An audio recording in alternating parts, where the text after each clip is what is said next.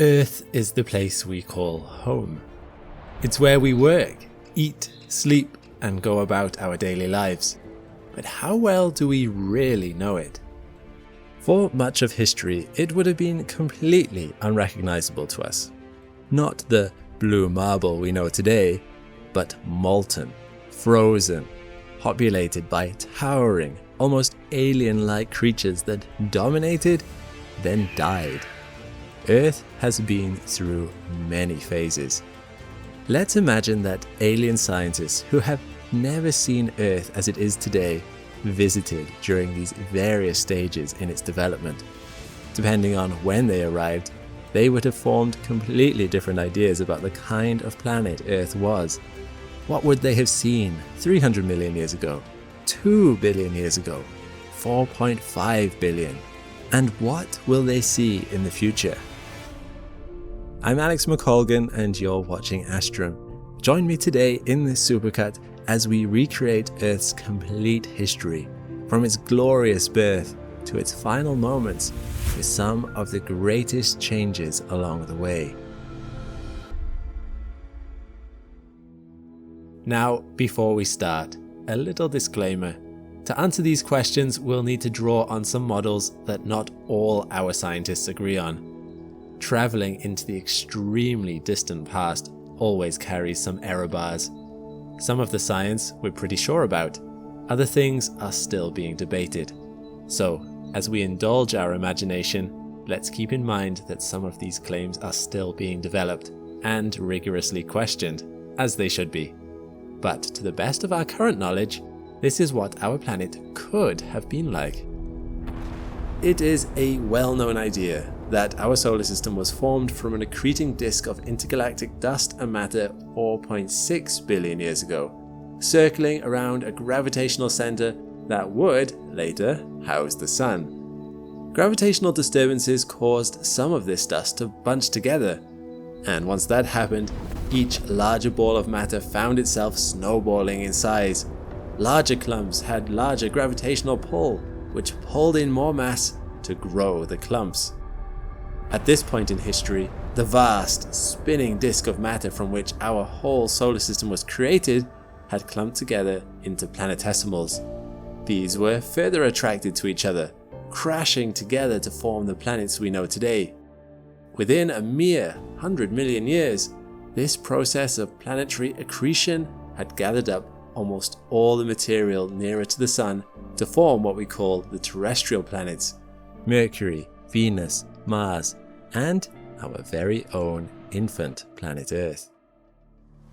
100 million years later, the Earth is basically a hot, viscous ball of molten rock, and I doubt our alien visitors will want to hang around for very long. Earth's thin atmosphere is made mostly of hydrogen and helium, most of which is stripped by the solar wind, since the Earth hasn't yet formed a magnetic field. As a result, the young planet has little protection from the Sun's cosmic rays, and the planet is a hotbed of radiation. Earth is also constantly being bombarded with asteroids and comets, which add to its mass, a process called accretion. Just imagine a big ball of chewing gum that you keep adding to with fresh wads of gum, and you'll get the idea. So not only is the young Earth hot and gooey, it's also growing. But these are not the only impacts the planet has to contend with. In the recent past, there was a cataclysmic event in which a protoplanet collided with the Earth, resulting in the formation of our moon. Outside of that massive, cataclysmic event, you might have thought that the bombardment of asteroids into the Earth and Moon was a fairly even process, but that might not have been the case, at least not according to evidence discovered by NASA astronauts during their visit to the Moon in the 1960s. When the Apollo astronauts came home from the Moon, the rocks they brought with them told a surprising story. The astronauts had brought home samples containing impact melt, rocks that had superheated into magma due to being hit by a meteorite, which had, later, gradually cooled back into solid form. But while the Apollo team had collected these reconstituted rocks from different areas and craters on the near side of the moon, almost all of them were dated to around 4.1 to 3.8 billion years ago, with very few showing older impacts. The implication? For some reason, during this period of roughly 500 million years, there was an abnormal spike in falling meteorites that crashed into our moon. This idea came to be known as the Late Heavy Bombardment. This idea is controversial, and not everyone agrees that it happened that way. Such is the nature of scientific debate built on limited evidence. We don't get to go to the moon very often to collect more samples, so it's hard to tell if some process has been muddying the waters. But if the Late Heavy Bombardment happened, what could have caused it? And to answer that, we need to consider conditions back at the dawn of our solar system. Our aliens review the solar system 4 billion years ago, and although they find many asteroids have accreted into the terrestrial planets by this point, not all will have met that fate. There would still be some isolated leftovers between these planets. Some are still out there today, like the 1.5 million floating asteroids orbiting the Sun between Mars and Jupiter. But this process had pretty much cleared out everything in the inner solar system. Because of this, you might expect to have more impacts at the beginning, but fewer and fewer impacts as time went on, not a sudden spike. So why could there have been a surge in impacts 4.1 billion years ago that gave our moon such a beating? That has created quite a puzzle for scientists, although some now think they may have solved it. And to solve such a puzzle, scientists would need to bring their A game, drawing on prior knowledge and data to figure out what answer fits the evidence best. Too bad that there wasn't something that could provide instant feedback to let them know they got the answer right. But if you're looking for a guide to help you develop your coding skills, Coddy, the sponsor of today's video, can help. Coddy's platform teaches you vital coding skills by letting you try things out yourself. They provide puzzles, challenges, quizzes you can use to practice your coding skills on a daily basis. And if you get stuck, their tutor can provide instant feedback to help you figure out where you might be going wrong. Coddy's platform makes learning to code fun. They're easy to get started with, just answer a few initial questions and you're good to go. And there's no pressure to get things right first time. In fact, one of the things I was impressed with is that their content is free. You can take up to 5 lessons a day with unlimited retries until you get it right.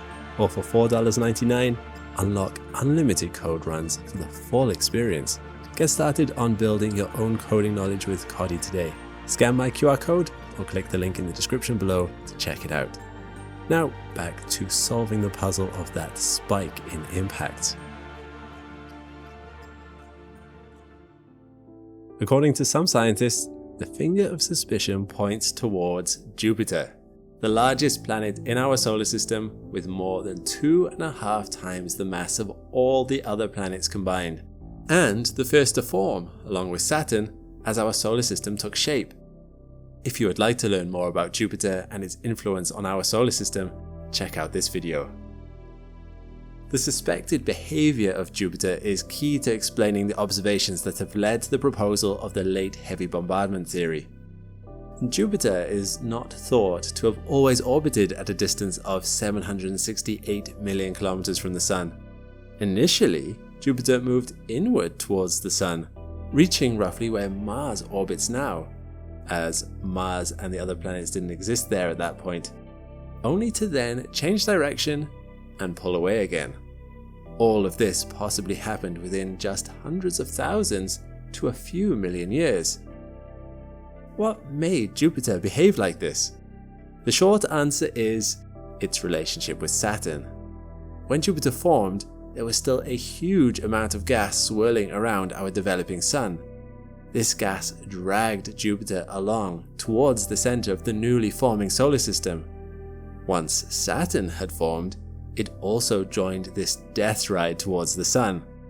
However, the two new planets bonded as their gravities combined, and the sudden tug of Saturn behind it was enough to arrest Jupiter's ground precession towards the solar system's inner territory and to gently pull it back to the orbit we see it at today. But this precession was not without impact, quite literally. Our asteroid belt, with its 1 to 2 million asteroids, potentially only represents less than 1% of the matter that used to be there. So when Jupiter came sweeping through with its massive, far-reaching gravitational pull, a lot of orbits became disrupted, and many of those objects started to fall inward. Let's hope our visiting aliens have decent maneuverability on their ship. 2 types of asteroids were brought into this process, from both the inner and outer solar system. This fact becomes quite important later. Not all asteroids are the same, and you may be familiar with the terms S-type and C-type asteroids. S-type asteroids are the stony asteroids from the inner solar system, mainly made up from silicate materials and nickel iron. They are drier because they come from closer to the Sun.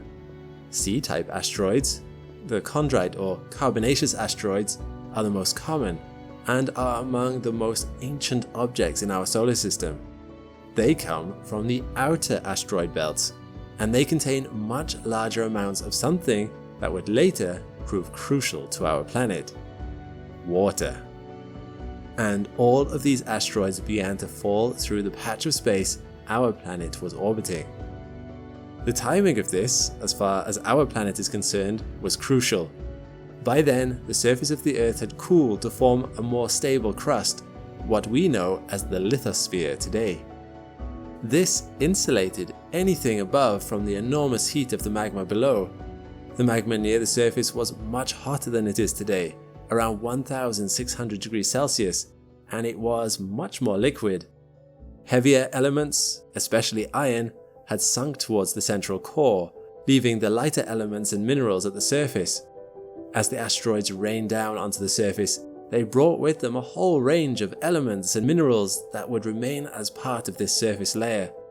It is now thought that many of the important deposits we find at the surface today, ores and metals such as lead, nickel, copper and gold, were brought here in this way. More important than valuable metals, however, was the arrival of water. Vast amounts of water. Had all this water arrived earlier, when the surface of our planet was hotter and less able to maintain an atmosphere, much or all of it would have escaped back into space, possibly leaving the planet an arid desert like Mars and the Moon. A lucky break for Earth. Surrounding Earth during the bombarding chaos 4 billion years ago was a toxic atmosphere of methane and ammonia, covering an unstable but solidifying surface of basalt-type rock, dark grey, almost black in colour, and with brightly glowing lava erupting through faults where it was shattered by the incoming hailstorm of asteroids. Steaming oceans of water were forming, helping to further cool the developing surface, a true vision of hellfire and brimstone. It is partly because of this churning nature of the surface, floating on liquid magma, that today we see no trace of the craters left by these impacts. The forming lithosphere was fractured into many small tectonic plates that moved around and recycled themselves much faster than they do today, and no trace of these early rocks remains. The oldest surviving rock formations on our planet roughly mark the end of the Hadean period, and by this time, this intense bombardment of our planet had likely come to an end. The end of the Hadean era also marks the beginning of a new development in our planet's fascinating history, the story of life. It has long been debated how the very beginnings of life may have evolved on Earth. Key building blocks would have been needed, like hydrocarbons and other complex molecules. What conditions could have led to the origins of this organic molecular soup? Interestingly, while there is debate over the reality of the late heavy bombardment, this theory does help to answer this vital question. It is now known that all 5 of the essential building blocks of DNA and RNA exist in space and have been found on meteorites. But while the meteorites we see today burning up in the night sky as they enter our atmosphere could never bring anything as delicate as these molecules to the surface of our planet, they would burn away to nothing before even reaching the stratosphere. But when much larger objects from space were raining water and ice onto our newly formed surface, it is certainly possible that they seeded the Earth with some of the right ingredients that made life viable.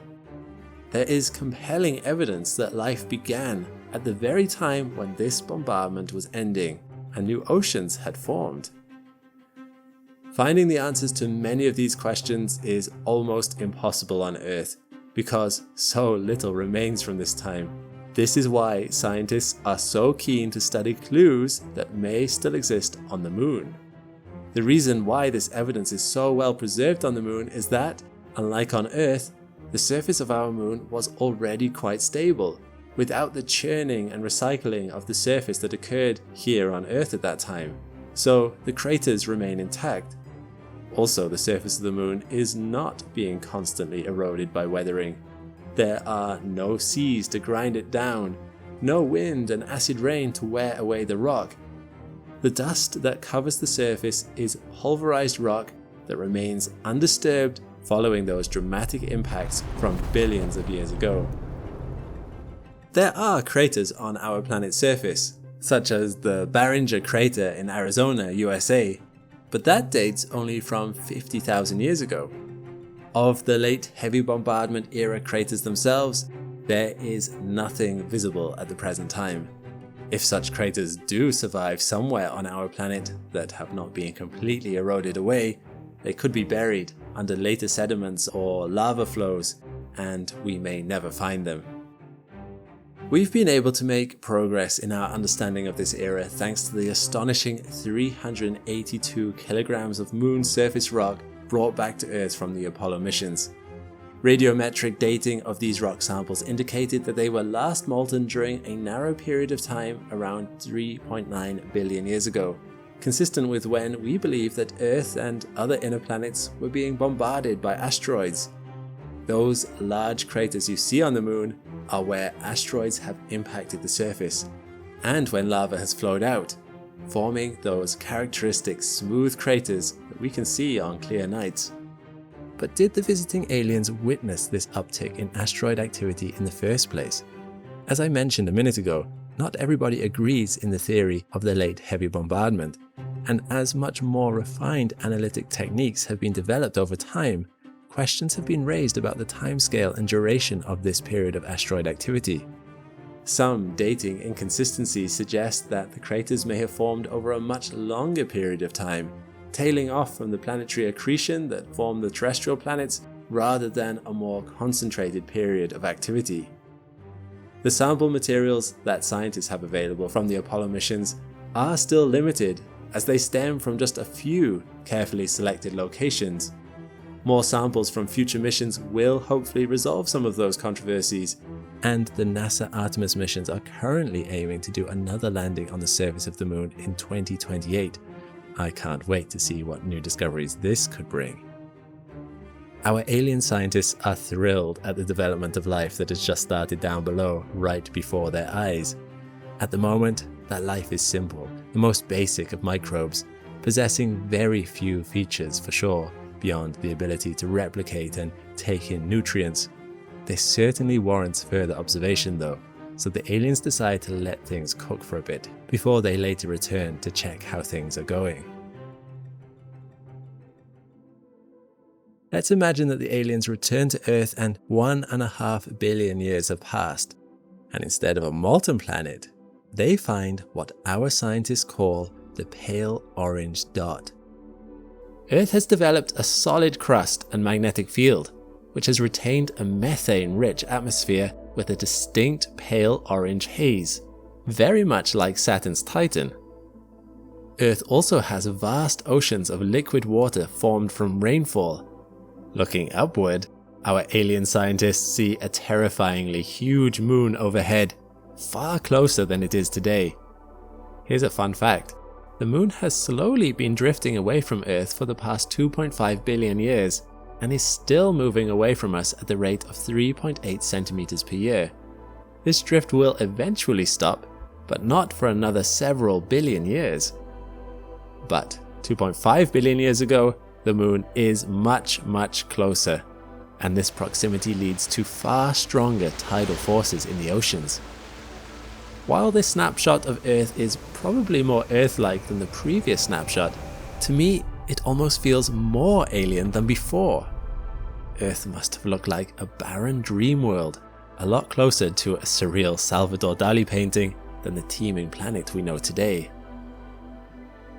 Being experienced in the field of astrobiology, our alien scientists take some blue-green water samples and find the cause of this orange haze, photosynthesizing bacteria called cyanobacteria.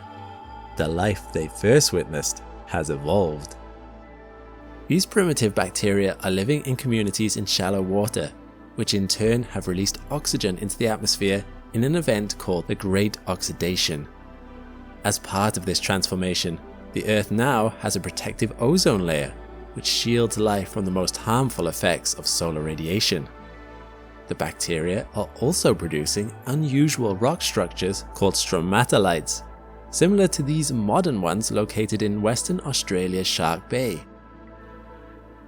Cyanobacteria form stromatolites by cementing grains of sediment together with biofilms, or, to put it in another way, microbial slime.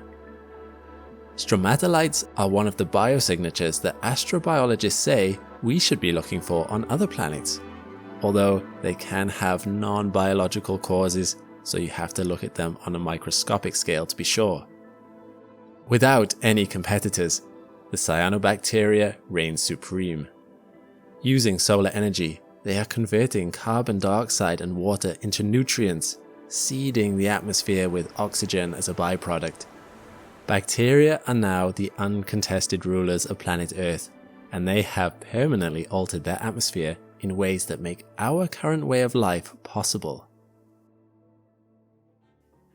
Enthusiastic for Earth's future, our alien scientists decide to come back to Earth 650 million years ago.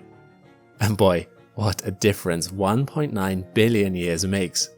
The planet is now in its cryogenian period, at a time scientists call Snowball Earth. According to these models, Earth is completely frozen over. Think of the last Pleistocene ice age, only a lot colder. In fact, all of the Earth's surface and half of its total ocean water are frozen solid.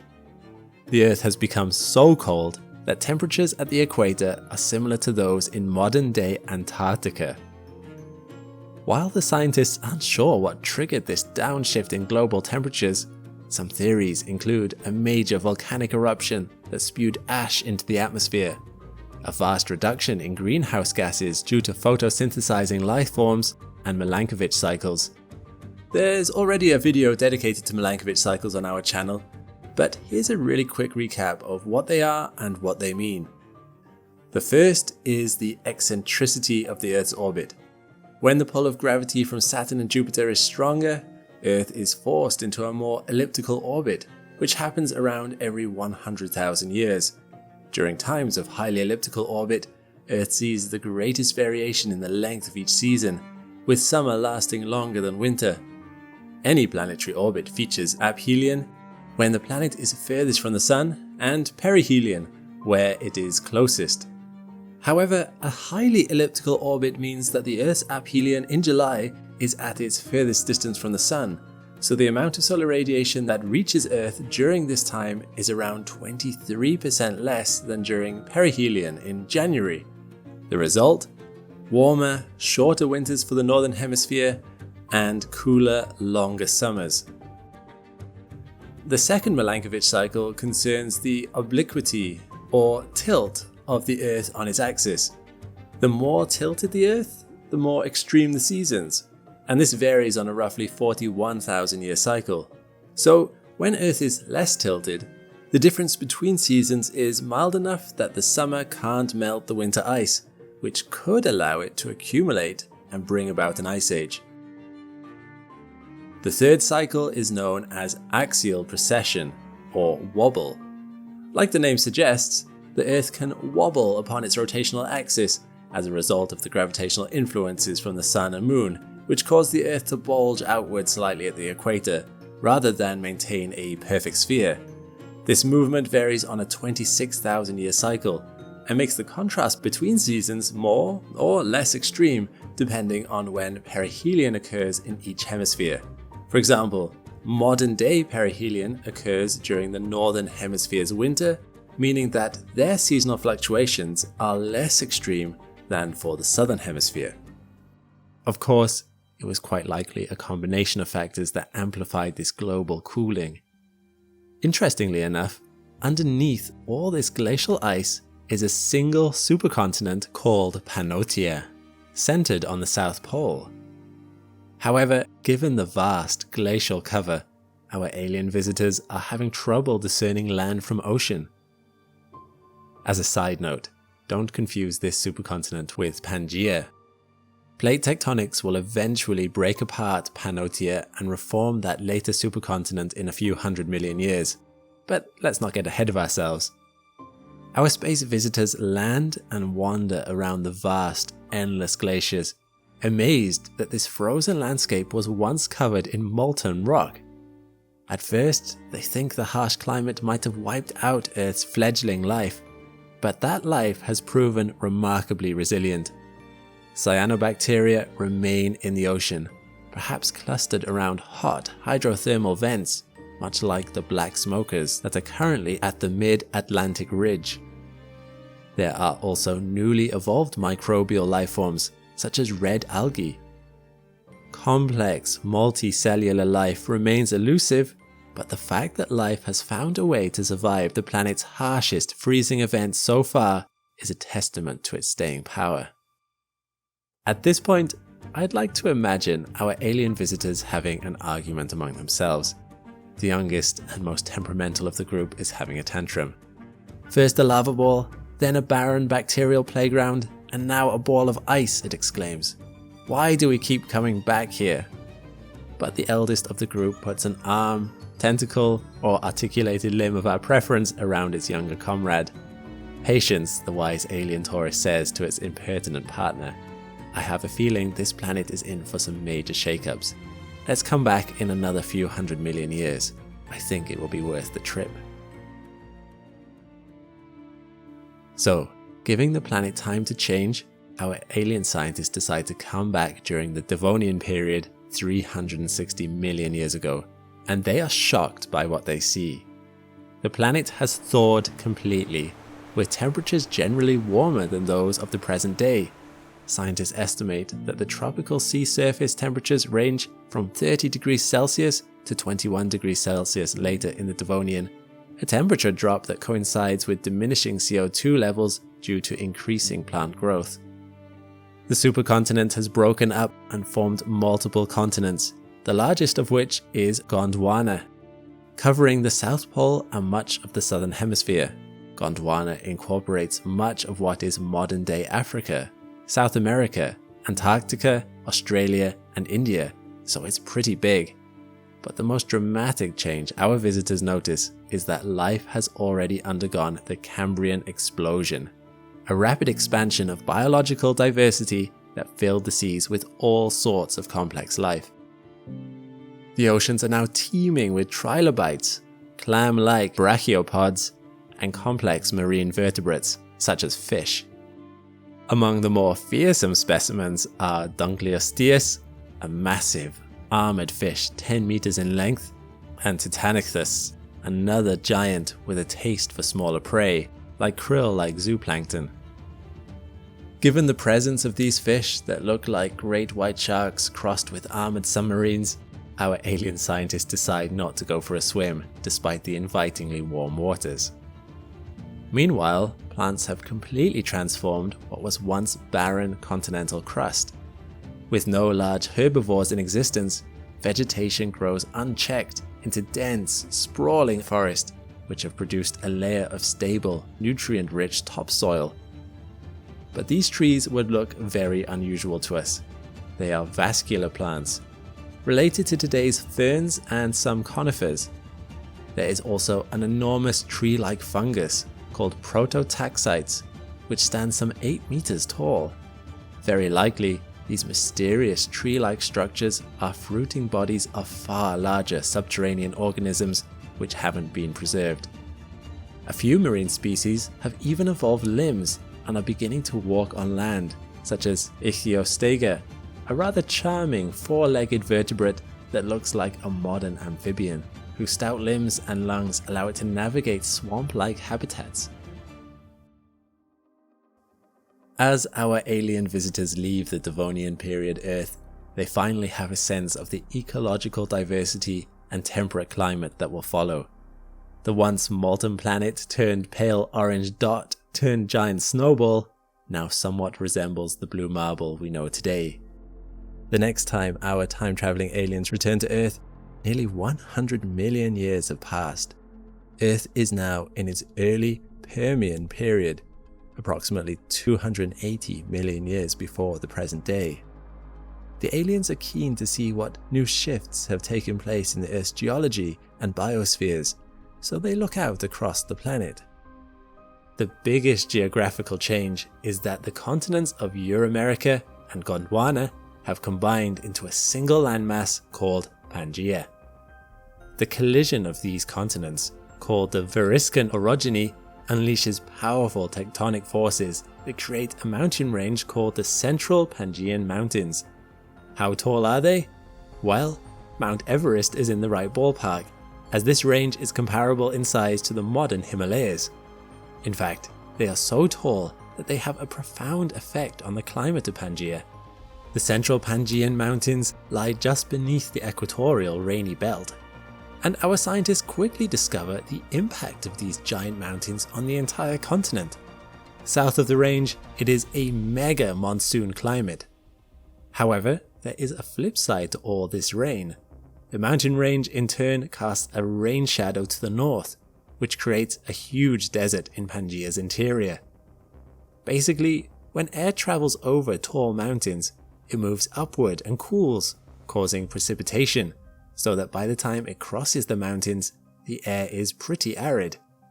We see this effect today in the Gobi Desert, which is located in the rain shadow of the Himalayas. Pangaea's formation is a great example of how plate tectonics not only impact the world's land masses and oceans, but its weather as well. Yet, there are also other factors shaking up the world's climate. During the early Permian, the Earth is still in the latter days of an ice age, dating back tens of millions of years, an event known as the Late Paleozoic Ice House.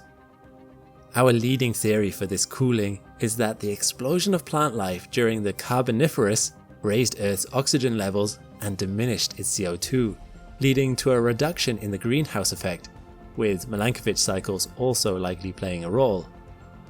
During the Late Paleozoic Ice House, vast glaciers built up at the poles and in the higher elevations.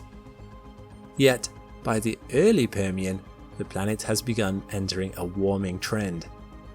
The polar ice caps are retreating, but glaciers remain in most of the high elevation mountain ranges. So, between the climate disruptions caused by Pangaea and the cooler than normal but warming global temperatures, life forms on Earth have had a lot of adjustments to make. Since our aliens last visited, the formation of Pangaea has produced a vast superocean called the Panthalassic, or Universal Sea, as well as a smaller ocean called the Paleotethys. The Panthalassic is so big it occupies almost 70% of Earth's surface. To gather more information, and, if possible, see what's down there with their own eyes, our aliens enter a submersible and dive in. As it turns out, the safety provided by said vehicle is much needed. Earth's oceans have had some terrifying new inhabitants. Among them is one of the strangest predators ever to patrol the watery depths, Helicoprion, an 8-meter-long shark-like fish with a wall of teeth in its lower jaw resembling a buzzsaw. I personally have always dreamed of a day when humans discover extraterrestrial life, but until that day comes, our best resource for understanding how life can evolve under various conditions is Earth's own fossil record. Earth was a different planet back then. In our own solar system, moons such as Europa, Ganymede, and Enceladus may have subsurface oceans suitable for strange life forms. Meanwhile, on land, insects have begun to flex some serious muscle. There are all sorts of beetles, including Permocupidae and Meganisotera, an extinct order of giant dragonflies.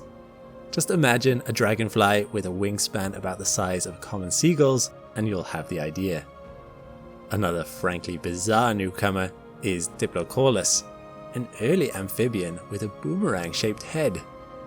Look at how fascinating these Earth aliens are, I can hear our extraterrestrial xenozoologists say.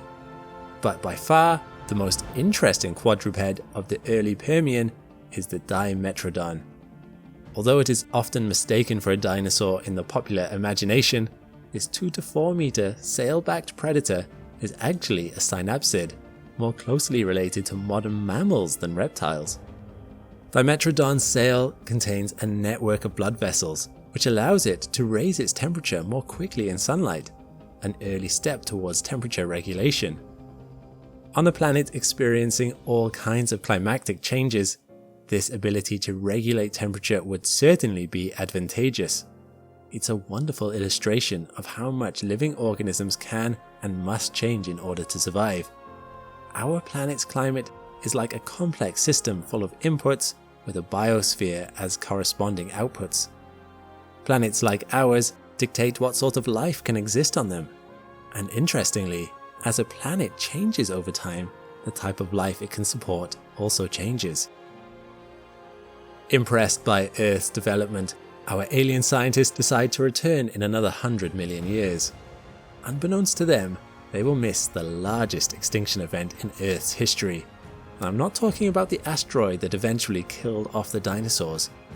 A much more catastrophic extinction takes place around 252 million years ago, called the Permian-Triassic Extinction Event. Our leading theory is that volcanic eruptions release a huge amount of CO2 into the atmosphere, which raise global temperatures and make the oceans more acidic. This catastrophic event eradicates about 70% of terrestrial vertebrate species and 80% of all marine species, a mass die-off unmatched by any other in the history of the planet. Yet, as devastating as this is in the short term, it would eventually clear the field for a whole lot of evolutionary diversification during the Triassic and Jurassic. Sensing that change is on the horizon, our aliens skip forward again, this time just 50 million years. Their sense of timing is excellent, as in the center of the arid and ancient supercontinent Pangaea, thousands of miles away from the sea, a key moment in Earth's history is about to start. A rain is beginning to fall. But not just any rain.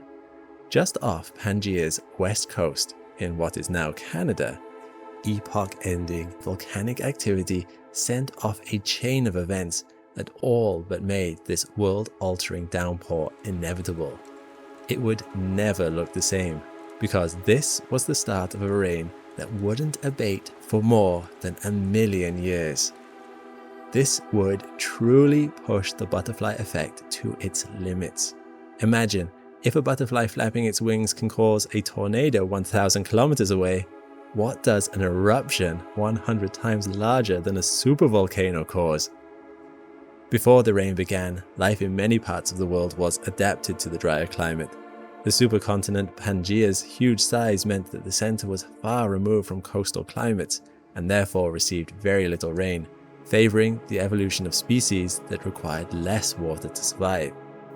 During this dry period around 300 million years ago, in the Carboniferous period, several species emerged that are still important today, including dragonflies, millipedes, and spiders. Throughout this period, the diapsids also exploded, a group containing lizards and snakes as well as archosaurs. Now, you may not know that name, but you certainly know what this group contains: crocodiles, birds, and yes, eventually dinosaurs. But we'll come back to those later. For now, let's remember that the Earth back then was a tumultuous and unforgiving place. with impending threats left, right and center, and above and below for that matter. While asteroids smashing into the crust better grab the attention of Hollywood, it's under the crust where the real danger has always been, and it's here that we will find answers to what caused a million-year storm. We live on a vanishingly thin crust that is so shallow that if the Earth was represented by the entire Lord of the Rings book trilogy, the layer harboring all the known life in the entire universe would be confined to just one single page. Beneath, hot plumes rise up from the core, mushrooming as they rise and pushing molten magma up against the thin crust. These huge plumes punch through the crust wherever they meet it, completely ignoring continental fault lines where Earth's modern volcanic activity is concentrated, like the Pacific Ring of Fire. These plumes can release magma at the surface for over 1 million years, in what are known as flood basalt eruptions. It is these eruptions that are linked to the most incredible extinction events during Earth's history, and are probably the cause of the most destructive extinction event in history, the Great Dying, where ocean temperatures rose to 40 degrees Celsius. Despite life's ability to evolve, it is estimated that over 99% of every species that ever lived on Earth have gone extinct.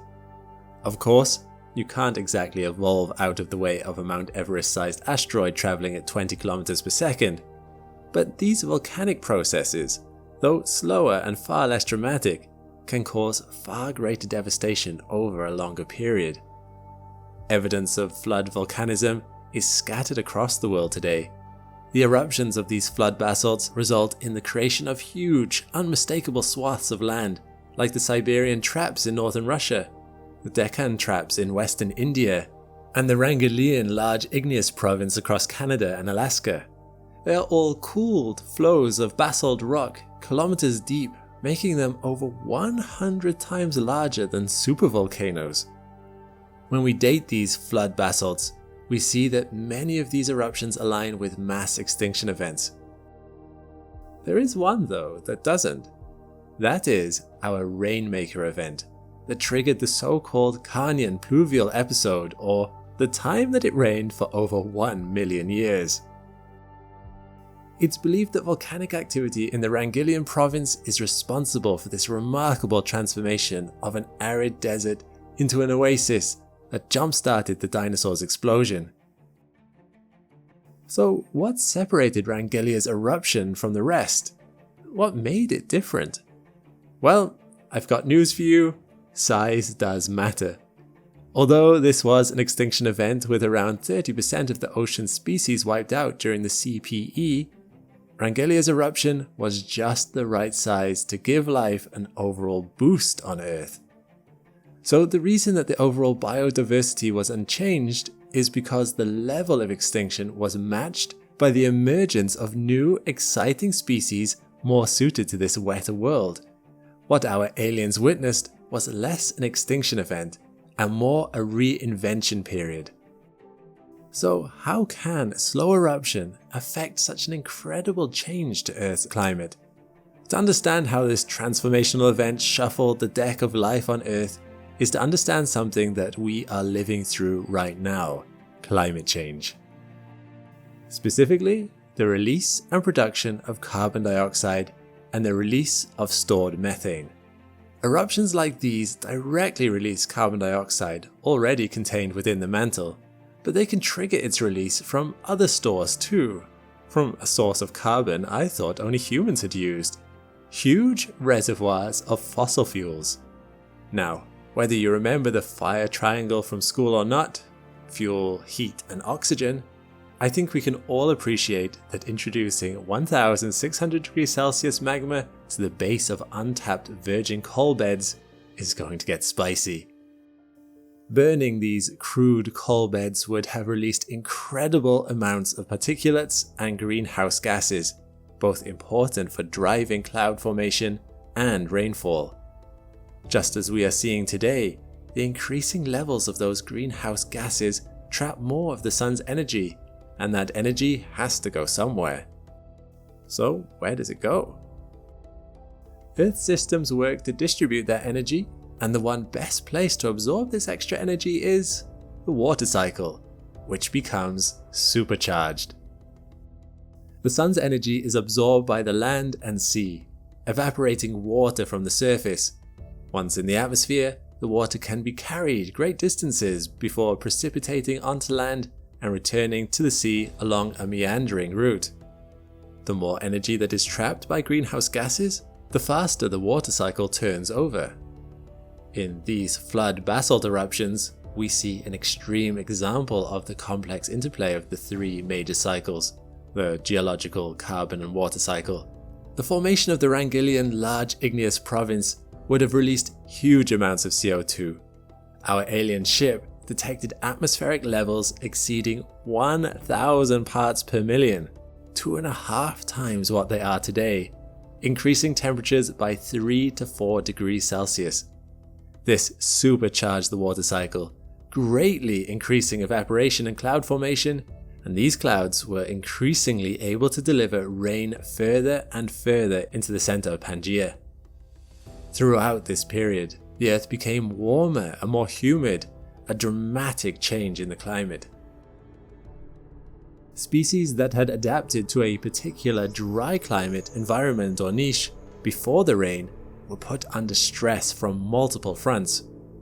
During this turnover period in Earth's history, our aliens watched as old niches were seemingly destroyed as quickly as the new ones were created.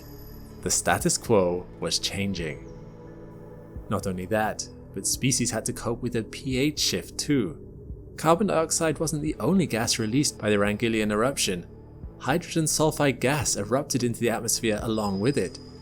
This egg-smelling gas reacted with oxygen and water to form sulfuric acid, which in this form is more well known as acid rain.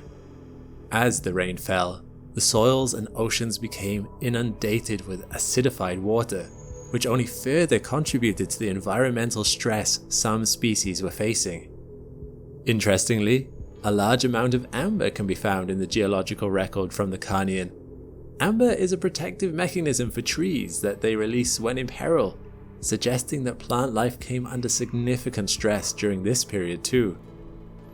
The incredible volume of rain across the supercontinent resulted in deluges of surface runoff. Accelerating across and through the arid terrain, these slightly acidic flows eroded the land as it went. Some of this acidic water seeped into and eroded small fissures in limestone and dolomite rocks. Our aliens watched as rocks were literally dissolved in front of their eyes. Over time, elaborate new cave systems were formed, like Britain's Jurassic caves carved from Carboniferous limestone, which provided yet more unique habitats for life to exploit. Eventually, the flow reached the sea, carrying the eroded rocks and minerals into the ocean, further nudging the coastal ecosystems into new territory. The ocean species were particularly hard hit, and large areas became anoxic, meaning they lacked oxygen, and highly acidified, which was not suitable for the existing ecosystems that inhabit those areas. Species like conodonts, ammonoids, crinoids, and green algae suffered particularly high extinction rates during the CPE, as did reef builders, while dinoflagellates, a constituent of today's ocean planktons, thrived. On their ship, the aliens moan in disbelief every time the ship's computer forecasts ongoing miserable weather. But back on land, one of the oldest known dinosaurs, Herrerasaurus, was braving the elements and roaming the Earth. Some 6 meters in length and weighing more than 300 kilograms, it was an outlier prior to the Carnian pluvial episode when smaller reptiles and mammals were far more numerous. Its home was the Ishigualasto Formation, a volcanic floodplain defined by its dense jungle in what is South America today, a warm and humid environment which the Herrerasaurus was well adapted to. So when the rains began to fall, it won the geological lottery as its habitat spread across Pangaea. Advancing deeper into the continent, Herrerasaurus was greeted with literal oases. untouched habitat that, with the extinction of herbivores and other competition, meant it was to be a boom time for the Herrerasaurus and similar dinosaurs. We can only imagine the variety and richness of habitat available for all these wandering species to find and exploit and co-evolve with over time. Further away in the Dolomites, the aliens see herds of large dinosaur creatures roaming the plains, and their wandering footsteps have been recorded deep in the rock. Across a 3 to 4 million year period spanning the Cambrian pluvial episode, dinosaurs went from not featuring at all in the fossilized footprints to ecological dominance, making up over 90% of fossilized imprints. A remarkable takeover that agrees with other records in other parts of Pangaea during this time period, notably the Central European Formation and the Ischigualasto Basin in Argentina. The 2 million year period spanning the Cambrian pluvial event left its mark in indelible ways, forever changing the trajectory of life on Earth as well as the passage of water across and through its surface. The mega monsoonal climate featured 4 distinct downpours, each carving a trace through the landscape, making the biblical storm that remade the Earth in 40 days and nights look more like a typical British summer in comparison. But the 5th period of rain never came. Once the Wrangelian eruption finally slowed, the emission of greenhouse and acid-forming gases slowed, and it is likely that levels of carbon dioxide fell as it was consumed by the rich flora that covered Pangaea, some of which would again become buried and form coal fossil fuel deposits for us to use today, continuing the carbon cycle. Now the storm has passed, we can answer our question. If a butterfly flapping its wings can cause a tornado 1,000 miles away, what does an eruption 100 times larger than a supervolcano cause? Well, a complete terraforming of land, sea, and air. And with such vast alterations to the Earth, vastly new species would rise to dominate it. Chief among the beneficiaries is a group of reptiles that would one day rule the planet: dinosaurs. Our alien scientists next returned to Earth during the late Jurassic period, 150 million years ago. Although Pangaea managed to hang around until the early Jurassic, by now it is starting to drift apart due to tectonic movements in the planet's lithosphere. The Earth is made up of about 15 to 20 tectonic plates, which are always moving toward or away from each other at a rate of around 1.5 centimeters a year, which, interestingly enough, is pretty much the same rate as our toenails grow. As plates move away from each other, they open a rift marked by outpouring basaltic lava. So, beginning around 200 million years ago, Laurasia breaks away from Gondwana, creating 2 smaller supercontinents. In the north, Laurasia contains modern-day North America and Eurasia. To the south, Gondwana includes modern-day South America, Africa, Australia, India, and Antarctica.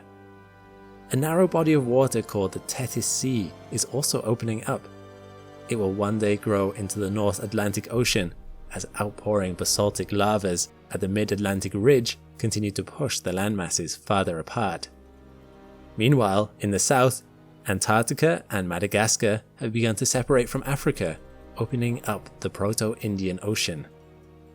While the continental landmasses still look quite different from how they look today, our alien visitors already have an inkling of where Earth's continental configuration is heading.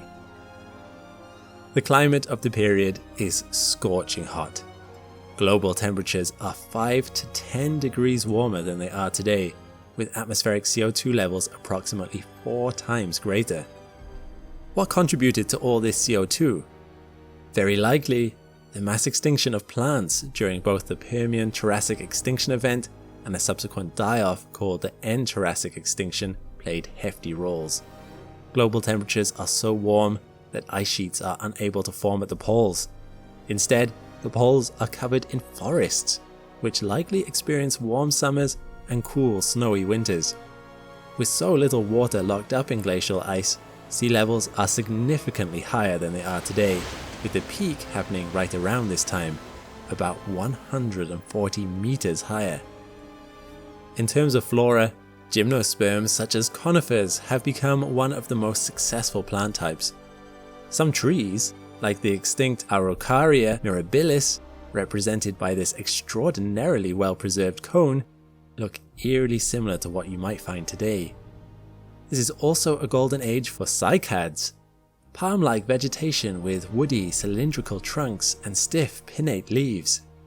These plants grow heartily in the late Jurassic's expansive tropical and subtropical climate zones. As our alien scientists step out of their ship, they hear an ominous rumbling. Looking over, they spot a pack of towering sauropods. Not just any sauropods either, Supersaurus, one of the most massive terrestrial animals in Earth's history, measuring up to 35 meters long and weighing 40 metric tons. Getting over their initial fright, our alien visitors realize that these Goliaths are in fact herbivorous grazers, well adapted for reaching high vegetation. But their relief is short-lived. Stalking some of the smaller sauropods is a rangy Allosaurus, a formidable species of carnivore nearly 10 meters long with dozens of needle-sharp serrated teeth. Luckily, our alien visitors escape their brush with the hungry carnosaur and decide to finish the rest of their tour from the safety of their ship. Once they're in the air, they encounter a feathered Archaeopteryx, an avian dinosaur considered to be one of the first birds. Archaeopteryx is also sharing the skies with large flocks of non-avian pterosaurs, such as Dimorphodon and the crested Pterodactylus. These winged predators are well adapted for catching smaller animals and invertebrates in their toothy, beak-like jaws. But as our alien scientists stop their expedition for lunch in one of the more sheltered forest glades, something small and unassuming emerging from a burrow that catches the xenozoologist's interest again. A small furry creature called Taeniolabis. Taeniolabis are some of the earliest mammals, and while they may look unassuming, the great descendants of these humble, scurrying creatures will one day outlive the dinosaurs and dominate the Earth. But there is a deadly hurdle they will have to overcome first, one that 75% of the planet's other species will not make it past. Our aliens need to leave, but they return once again roughly 84 million years later. Let's imagine our alien explorers decide to descend and collect samples on a certain day 66 million years ago. But first, they need to make a pit stop. They are running low on helium-3 and swing by Jupiter to fuel up. Without this source of power, their ship won't be able to take off again once they land on Earth. Tomorrow, they agree, they'll come back. When they return the next day, they double-check their GPS, or Galactic Positioning System. They must have made a mistake. There is no way the fireball covered in soot they are looking at is the same thriving planet they flew over yesterday. Our alien friends are flabbergasted. What could have happened to cause such utter devastation? The Earth they came back to is covered in raging wildfires, tsunamis up to 1 kilometer high, and immense, inescapable death. A new reality has set in, one that would consume the planet for the next couple of decades. To find out what happened, let's jump forward in time to see what our human scientists have to say on the matter. In the 1980s, 2 human scientists made a huge discovery.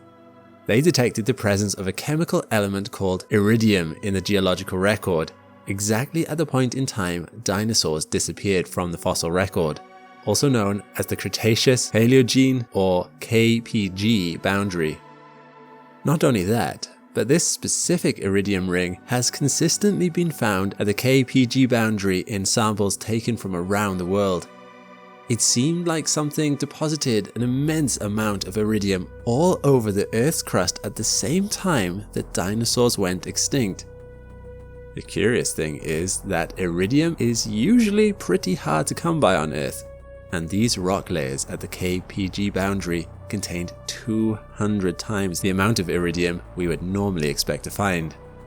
Can you guess where iridium is abundant? asteroids.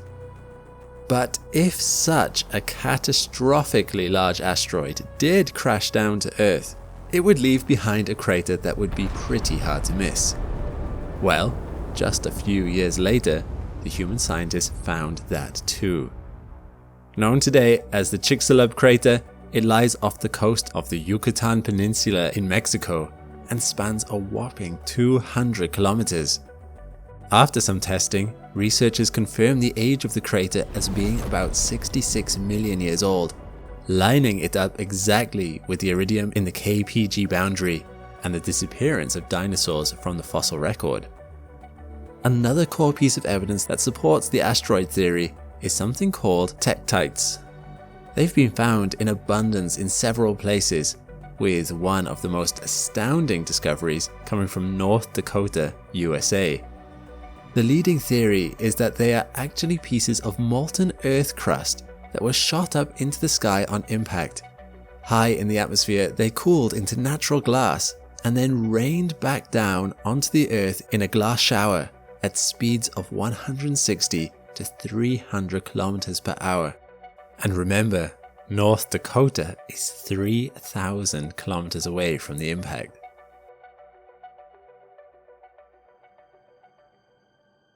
So let's gather this evidence together and paint a picture for our alien travelers of what could have happened to Earth while they were filling up on gas. As our extraterrestrial explorers turned their back to Earth, they might have noticed an asteroid accelerating towards the planet, getting brighter and bigger against the blackness of space.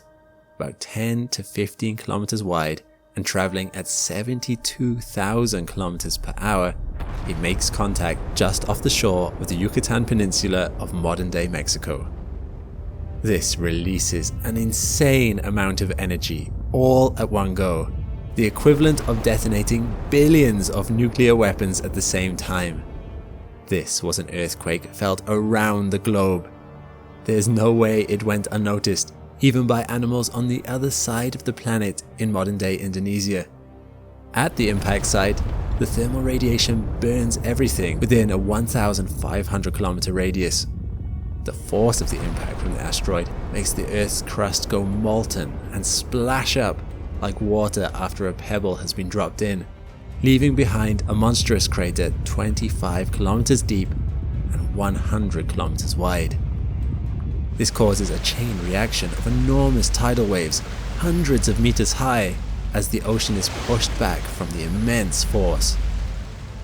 Meanwhile, trillions of metric tons of debris, about 60 times the mass of the asteroid, explodes up into the atmosphere. Some of this debris are chunks of molten Earth crust, which, high in the atmosphere, coalesce into tektites. And inevitably, what goes up must come down.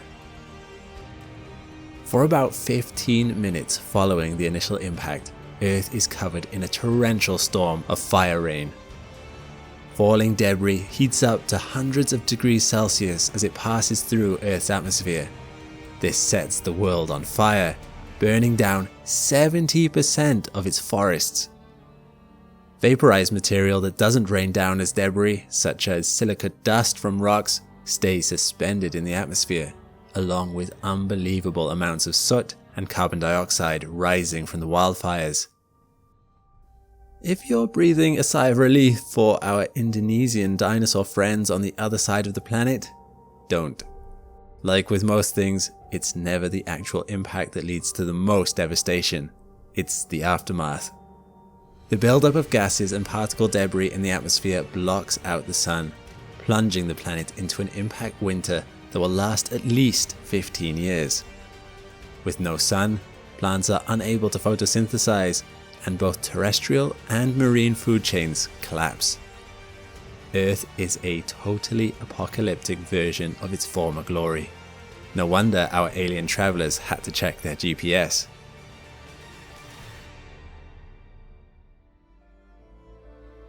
The impact this would have had on animals would have been devastating.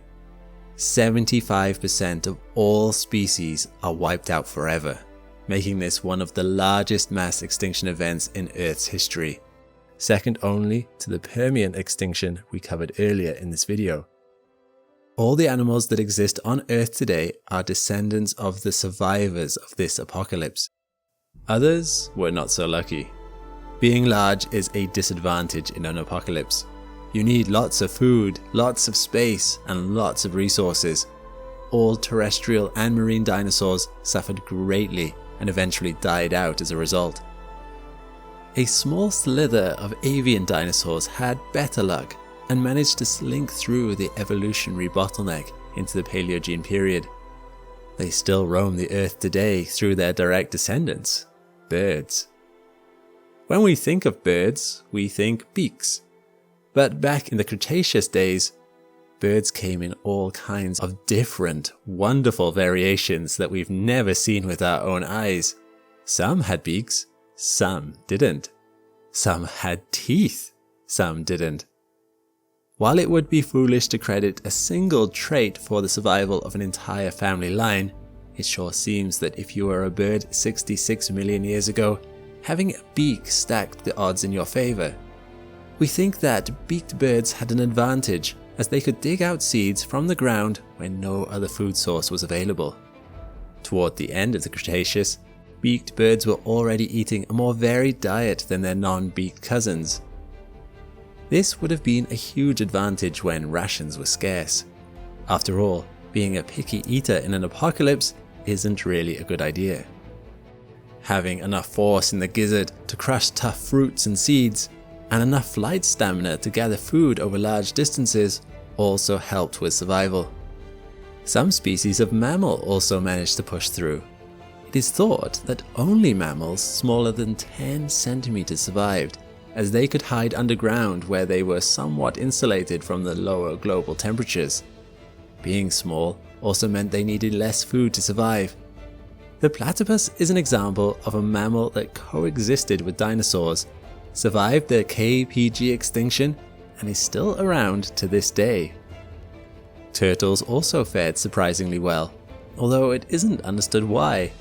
About 80% of the known turtle species made it through the Age extinction, as did crocodiles. While we can't be 100% sure why, some ideas are that crocodiles, like beaked birds, have highly diverse diets, and they can survive without food for more than a year, thanks to their excellent energy conservation abilities. Following the catastrophe, repopulation seems to have happened very fast. If our alien scientists were to fly over Earth just 30,000 years later, they'd already see flourishing new ecosystems rising from the ashes in some parts of the planet. Maybe it was for the best that our alien crew was low on helium-3 and didn't have to witness the apocalypse firsthand. Revising our version of events, our alien friends are not convinced this is the full story. They are good scientists and better skeptics. Just because the evidence paints one picture doesn't mean it can't also paint another. Indeed, that is the exact conundrum we Homo sapiens find ourselves in now. While many human scientists hold firmly to the asteroid theory, others think differently. Let's rewind the tape and re-examine the evidence. The initial clue that started all this asteroid business is that pesky element iridium. While it is present in asteroids, it is also present in another key place, the Earth's core. This gives weight to another popular theory, that crazy, strong volcanic eruptions could be the culprit behind the mass extinction instead. In this scenario, the world would still be covered by a blanket of smoke, soot, and debris, tektites would rain down, and the sun would be blocked out for years, causing a super long winter and total ecosystem collapse. And our iridium would still make it into the geological record. The effects are largely the same. The only difference is the root cause. So, is an asteroid or volcanoes to blame? There is evidence showing massive volcanic activity during the late Cretaceous, before the supposed asteroid hit. Researchers say that the presence of flood basalt corresponds with 3 out of the 5 mass extinctions, including the one that killed the dinosaurs. Flood basalts are left behind when massive areas of land are rapidly flooded with lava. They leave behind the step-shaped igneous rock formations called traps. The great Permian extinction our alien friends witnessed was triggered by volcanic eruptions that would later form the Siberian Trap. Some scientists think the same thing happened to the dinosaurs and left its fingerprints in the Deccan Traps in modern-day West India. Data shows this region was highly active at the time of the dinosaur extinction. A violent eruption would have had far-reaching global effects, filling the atmosphere with dust, toxic sulfur and carbon dioxide gases, causing a wipeout in a similar way to the asteroid theory. Indeed, supercomputer simulations have shown that there is an incredibly strong correlation between flood basalt events and mass extinction events, much higher than pure chance. However, some scientists don't think it is an either-or situation. A growing body of research is trying to reconcile a both-and version of events, suggesting that the impact of the asteroid and the subsequent earthquakes potentiated the ongoing volcanic activity, taking it over the lethal threshold and into mass extinction territory. But the extent to which each event played a role is still up for debate.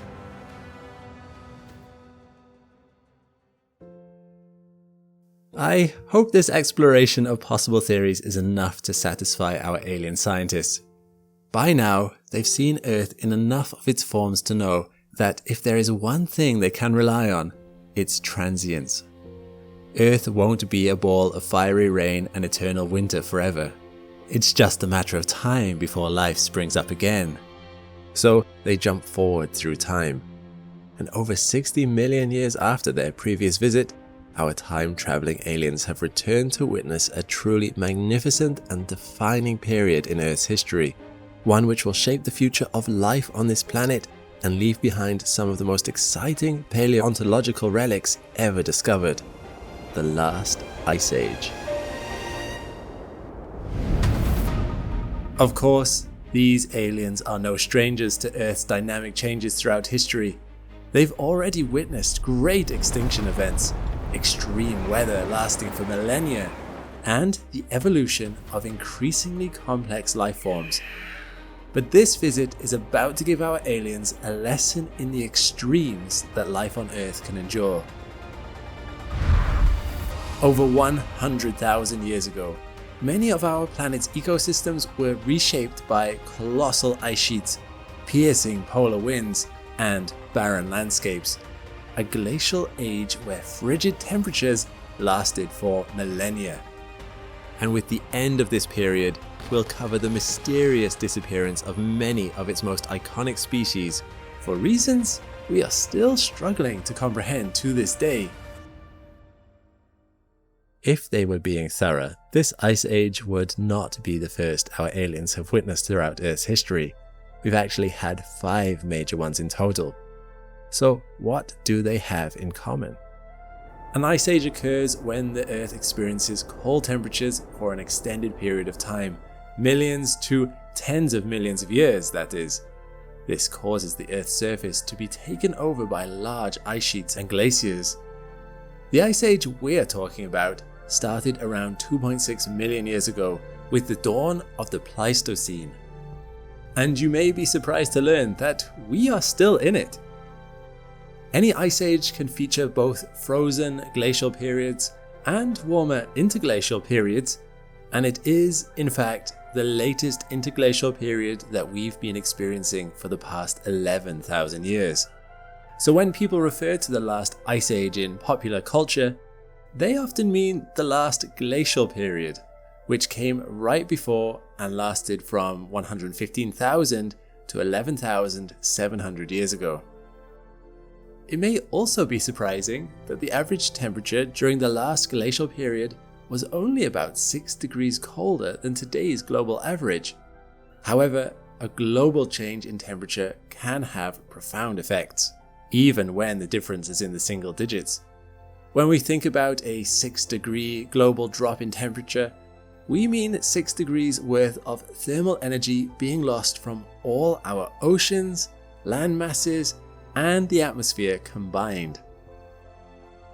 During our last glacial period, much of Europe and North America was dominated by two major expanses of ice, the Laurentide ice sheet and the Fennoscandian ice sheet. Because so much of Earth's limited water supply was locked away in these ice sheets, the average sea level was much lower, and the land mostly consisted of tundra-like vegetation spread across dry, grassy plains. There is no single factor that explains why the Earth was plunged into these frigid conditions, but a lot can be resolved by looking at its orbit at the time. Last century, the Serbian scientist Milutin Milankovic hypothesized that long-term collective changes in the Earth's position relative to the Sun are a strong driver of Earth's long-term climate and could be used to explain how glaciation periods or ice ages are triggered. Milankovic studied these three types of Earth orbital movements and how variations in these movements can change the amount of solar radiation that reaches Earth's surface. We mentioned those earlier in the video. They are the eccentric nature of Earth's orbit, or how close or far the planet is from the Sun, which cycles every 100,000 years, the planet's axis varying degree of tilt, which rocks back and forth over a 41,000 year period, and the Earth's axial precession, how much that axis wobbles, a 26,000 year cyclical shift. The combination of all three cycles works to influence the Earth's long-term climate, and they have been pretty reliable factors in predicting the major ice ages so far. However, shorter-term cycles are also important and can enhance or weaken these large-scale effects. Two major ones that occurred throughout the last ice age were the Dansgaard-Oeschger events, associated with sudden warming, and Heinrich events, causing rapid cooling. So here comes the big question, and it is indeed big, as you'll see in a moment. How did the creatures roaming on our planet adapt to these changes? What did they look like? How did they live?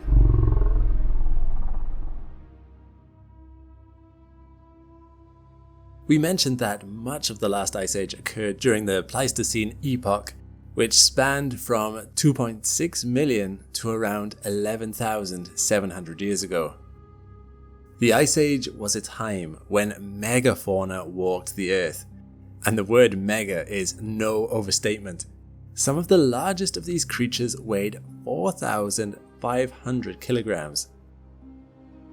There are a few theories as to why everything tended towards the gigantic during the Ice Age, which involved different animals' strategies for conserving energy.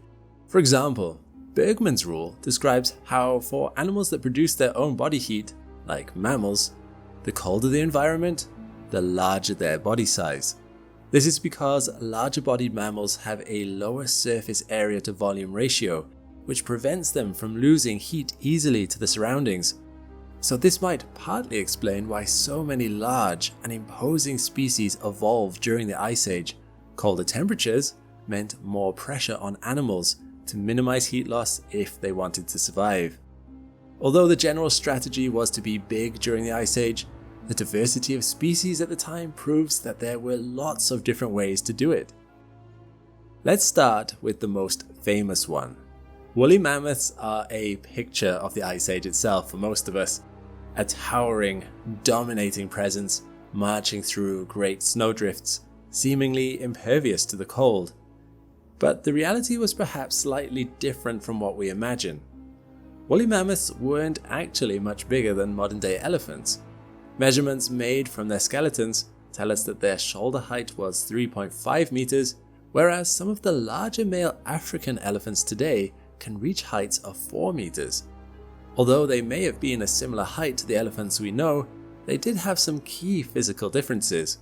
Woolly mammoths aptly had warm, double-coated fur, separated into a thick underwool and a layer of longer outer hairs. They also differed in their proportions, with longer bodies and shorter legs than modern elephants.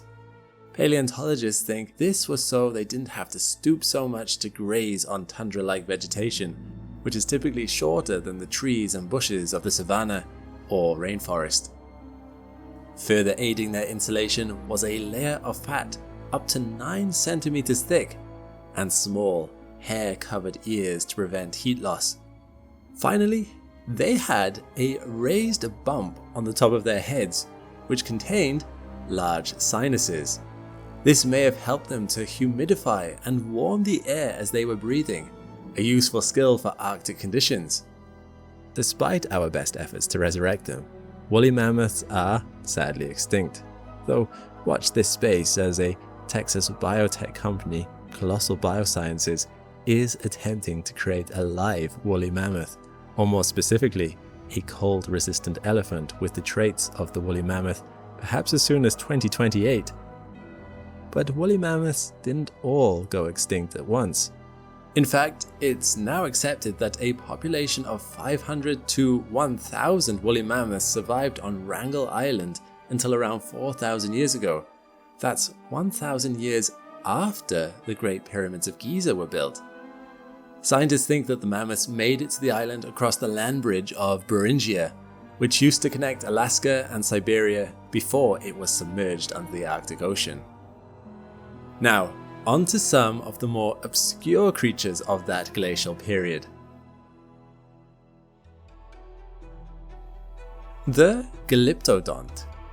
Their name means carved tooth in Greek, owing to the wide, grooved structure of their teeth, which was adapted for them to grind on the tough vegetation of the land they grazed. They were large, cumbersome creatures, weighing up to 2 tons, and walking on elephant-sized legs across the Americas. Their bodies were protected by a huge turtle-like shell or carapace, giving them a similar look to an armadillo, although they couldn't roll up into a ball.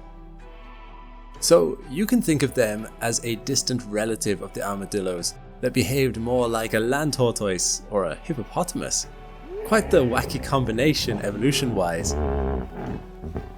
Our aliens would be forgiven for thinking that these creatures don't get around much, but recent studies testing the strength indicators of the Glyptodont's forearms have revealed that they bore most of their weight on their back legs, and they may have even been able to stand on them bipedally. This conjures up some even crazier images. A Glyptodont standing to deliver a blow with their armored tail, or to reach a high food source, and proves that these creatures were not to be messed with. The next creature might surprise you, as it still has relatives alive today, although we get to meet a mere fraction of the diversity that our alien travelers would have seen.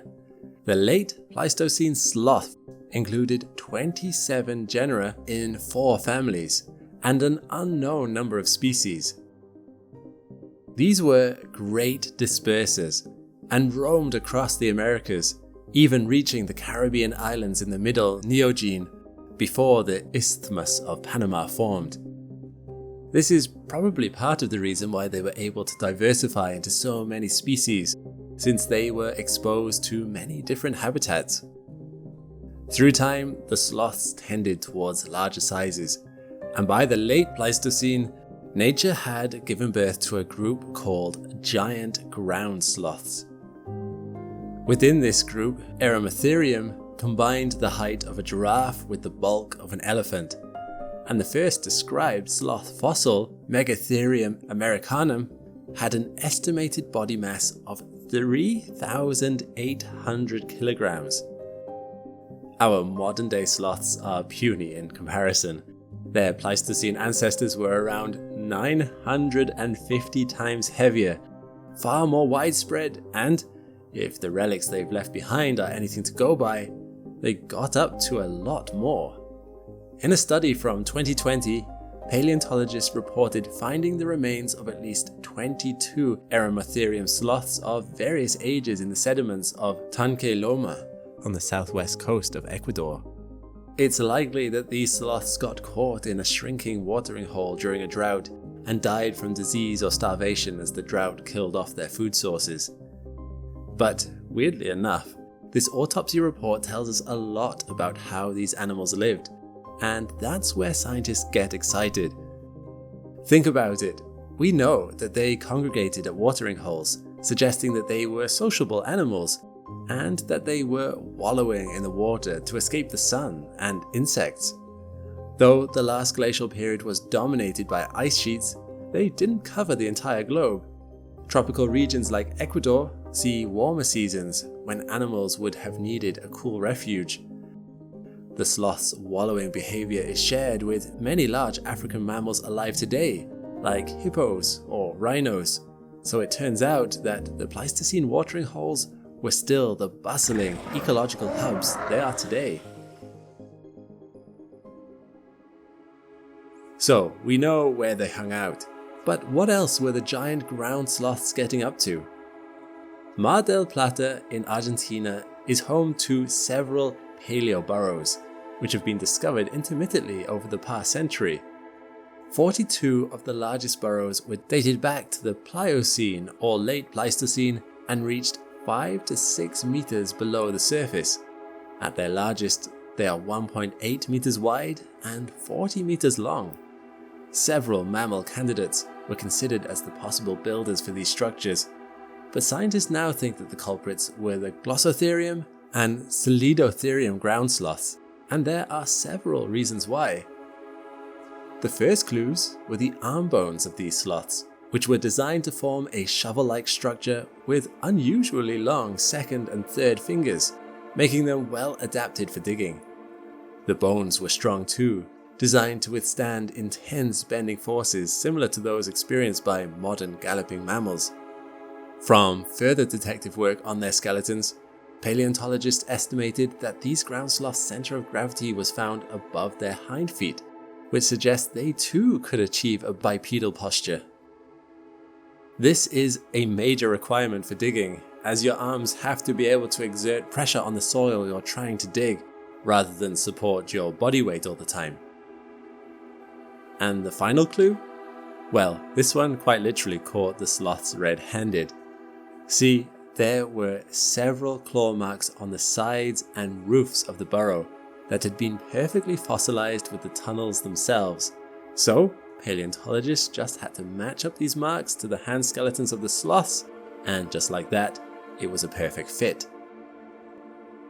So, we can be pretty confident that we found the burrowers. But considering these ground sloths weighed between 800 and 1,200 kilograms, this behavior is incredible and gives us real insight into the kinds of pressures they must have been facing. Scientists have proposed that the sloths may have relocated underground as a way to insulate themselves against the cold or shield themselves from the heat, depending on the climate at the time. It's also been suggested that the sloths were trying to escape predators, which really makes you wonder what kind of animal would want to take them on. Most likely, a saber-toothed cat or giant short-faced bear. As our aliens watch these big, tough creatures brave weather extremes, mega-sized predators, and shifting populations, they are excited to see them emerge into the next epoch with their innate knack for survival. Except, that's not what happens.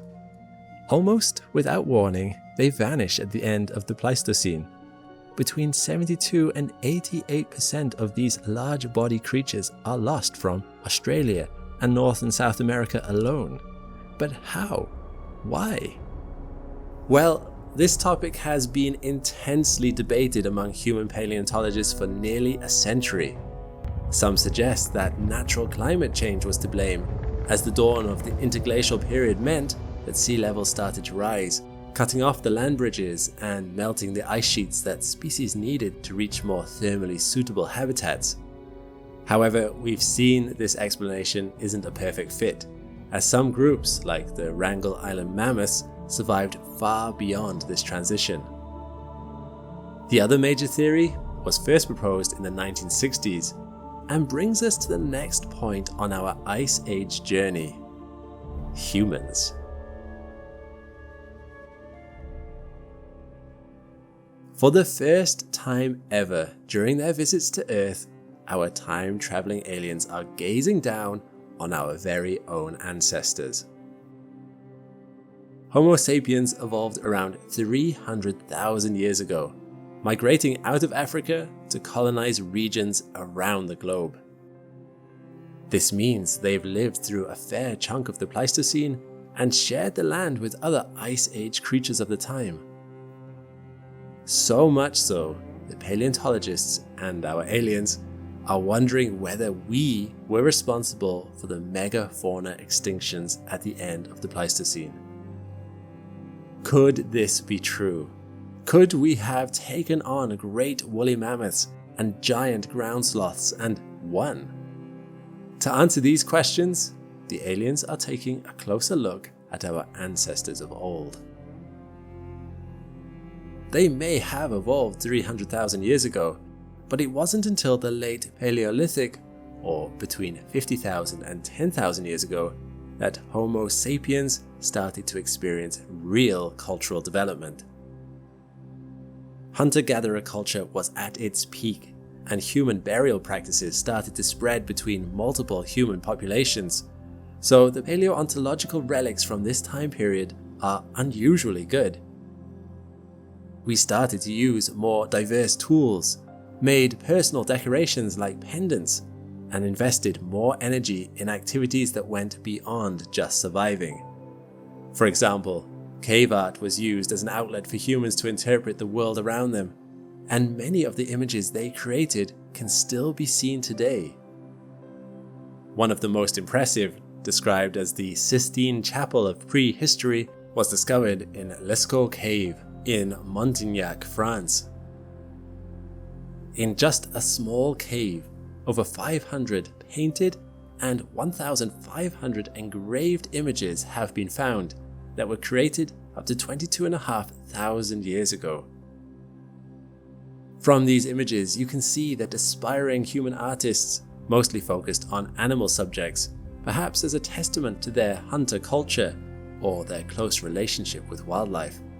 Either way, we know our ancestors were aware of the Ice Age megafauna around them, but were they capable of driving them extinct? We've talked about the rapid improvements to tools during the late Paleolithic, and this would have massively improved our ability to hunt. One brave Homo sapien versus a woolly mammoth is unlikely to end well, but a whole group of them, armed with sharpened spears that can throw them up to 40 meters, that creates a more even playing field. One particularly skilled group of hunters were the Clovis, the ancient ancestors of Native Americans, who had distinctively shaped spearheads or Clovis points. The fine craftsmanship of these weapons suggested that these people were expert hunters, capable of taking on the local megafauna of North America where they lived. Another point of contention was the fact that, within a few thousand years of the Clovis people arriving in North America and spreading across the region, the megafauna had gone extinct. So we have to wonder whether it was the intense Clovis predation that led the last populations of these animals to collapse. Either that, or the timing is a pretty big coincidence. A 2024 study sought to investigate this by analysing the only known Clovis individual, the 18-month-old Ansic child, which was first discovered in 1968 in western Montana. The bones of the child are thought to be 12,700 years old, and a stable isotope analysis was used to create the protein diet of its mother. Researchers found that mammoth contributed around 40% to the maternal protein diet, and was similar to the diet of a mammoth specialist predator, the scimitar cat. This lends support to the theory that the Clovis people, with their effective longer distance weapons and hunting strategies, were at least partially responsible for the rapid megafauna extinctions in North America. However, we're still lacking in paleontological remains for these people, so we can't say that the conclusions drawn from the Ansic child would be the same for all Clovis hunters. But if this evidence is anything to go by, our aliens would be right to want to keep an eye on the suspicious activities of Homo sapiens. And what about other regions? Megafauna suffered heavy extinctions in Australia too. Like North America, Australia lost 85% of its large mammal species right around the time that humans became established there. Seems like whenever humans arrive, things start to collapse. Paleontologists have some nifty tricks to piece together the timeline for this collapse, like measuring the levels of fungal spores which are commonly produced in the dung of herbivores as a proxy for megafauna populations. So, the more spores, the more mega-sized herbivores there were at the time. From this data, they found that megafaunal populations collapsed within 4,000 years of humans arriving. Although there were environmental changes in the tens of thousands of years before the collapse, including wildfires and a transition from woodland to shrubland, humans were probably the straw that broke the mega camel's back, and their hunting pressure was too intense for these animals to recover. Large mammals, like the megafauna, typically have slow population growth and don't reproduce often, so even low-intensity hunting would have a big impact. All in all, we're probably not giving the friendliest first impression to our time-traveling aliens. We seem to be at least partly responsible for the loss of lots of other Ice Age species, and it's not only the megafauna that were affected. Another mysterious disappearance in the late Pleistocene were the Neanderthals, who vanished around 40,000 years ago. Neanderthals were the first humans to survive a cold, glacial ecosystem, with clever adaptations to do so. They were short and stocky, reaching maximum heights of around 160 centimeters.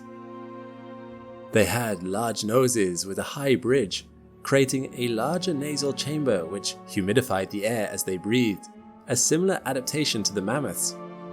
Contrary to popular belief, the Neanderthals had quite a sophisticated culture. They were also partial to cave art, ornamental objects, and burial rituals, just like Homo sapiens. So, with all these abilities to help them survive the extreme climate, how did they come to meet their end? You guessed it, we might be to blame for this one too.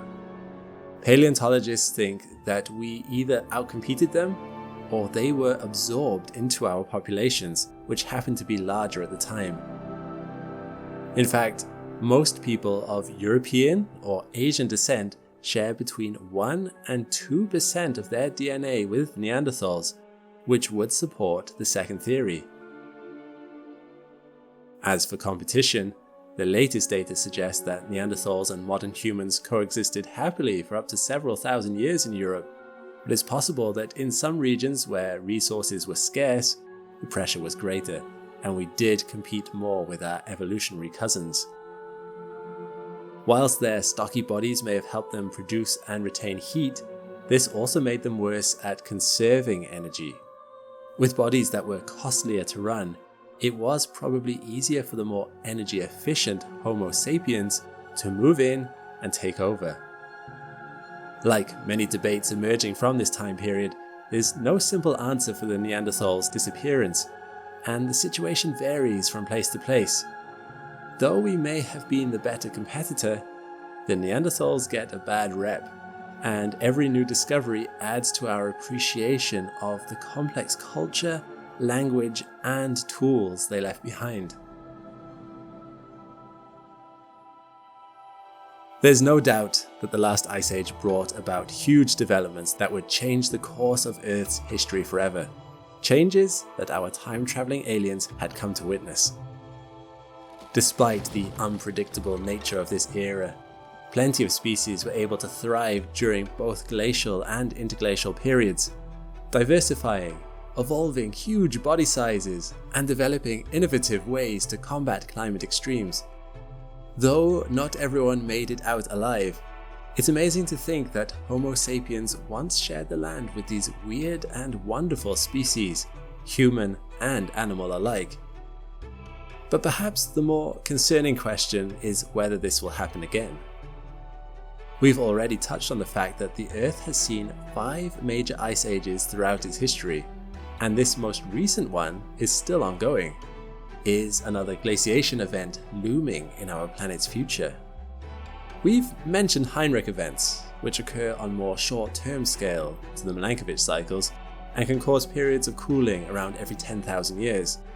They happen when large amounts of ice are discharged into the ocean, which produces a global footprint that has historically made regions of North America and Eurasia become colder and drier. Data on the subsurface ocean temperatures has revealed that warming usually happens in the hundreds to thousands of years before these ice loss events, as this is what destabilizes the ice sheet and promotes its breakup. This warming contributes to a weakening of the AMOC, and both these factors act as triggers for Heinrich events. We've made a video on the AMOC over on Astrum Earth, which you can check out for more information.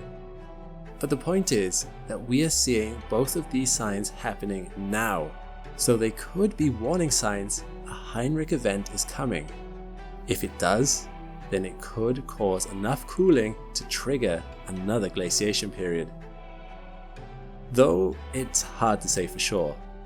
It would probably have to coincide with another Milankovitch cycle to cause Pleistocene levels of ice. But either way, things could get frosty. If we did experience another glaciation period, I wonder which species would survive. Would they have time to adapt? Or would temperatures plummet before they had the chance? Can Homo sapiens survive yet another age dominated by ice? Or are we in danger of being wiped out by something better adapted than us?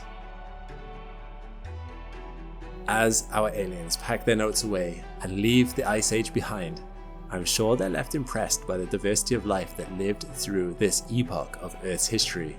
Though many of these creatures are now just remnants of the past, they still capture our curiosity with their skeletons, burrows, and even burial sites, hinting at a world where, at least for a while, mankind lived alongside towering beasts and human kin, navigating the same raw, unforgiving wilderness together.